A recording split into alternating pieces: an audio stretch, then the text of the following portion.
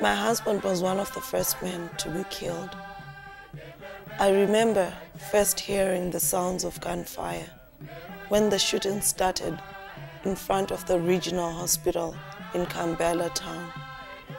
Word got out quickly that Anuak men were being killed. Almost immediately, my husband and I heard the sounds of approaching Ethiopian defense soldiers walking towards our house, yelling, "Kill them. Whenever you find an Anuak man, kill him. Today is the day for killing Anuak." All of us had it. My husband wanted to get out of the house and face them, but I pushed him back and blocked the door so he could not leave. The troops came to our door and demanded my husband. When I told them he was not there, they did not believe me. They set our house on fire and started shooting at the house. The smoke became so thick that we could not breathe.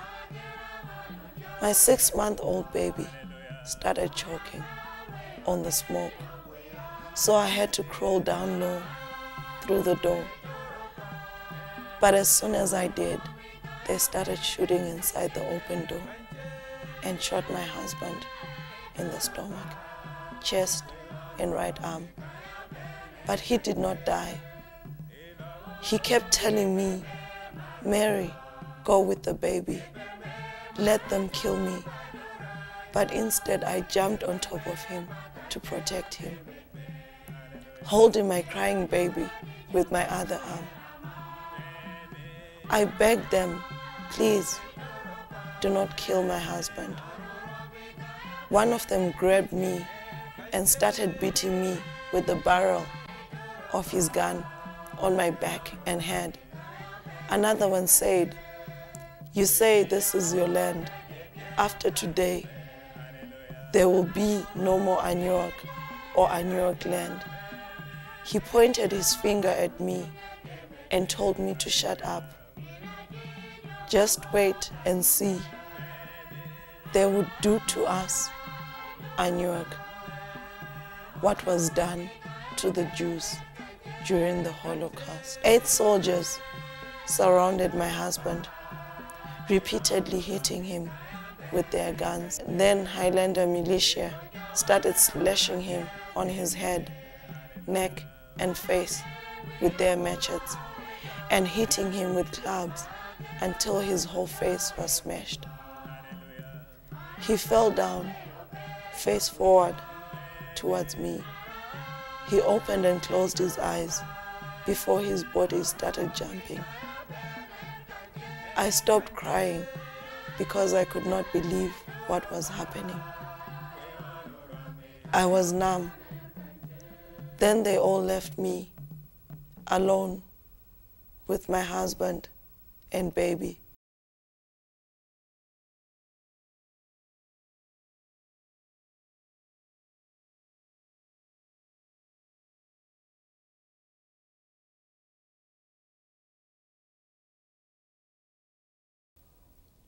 Only Anuak were targeted for death, despite government media reports that this was ethnic rivalry between the Nuer and the Anuak. We, the Nuer and the Anuak, have been fighting for many years, but we've never killed each other in that way.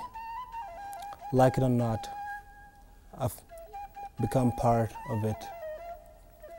Some of us, Nuer, were forced to collect bodies of dead Anuak in front of Gambela Secondary School.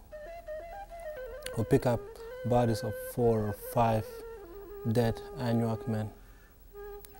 One man's face was smashed, nose and upper and lower jaw were missing, and his right arm was broken in about 5 places. Another man has fallen on his back, and I could see his face. He was still talking. I didn't know what to do. As I carried him, he opened his eyes and said, "Please help me or kill me." And then he closed his eyes and died. That minute, my body stopped feeling. And I felt like I was collecting rocks, not human bodies. My hand was working like a machine, but I wasn't there.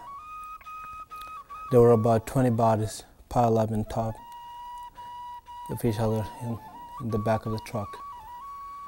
The bodies were going in all directions. I realized these Anuak had been alive 4 or 5 hours before and now look like fish in the back of a canoe with all the human blood on me. I smell like one of those fish.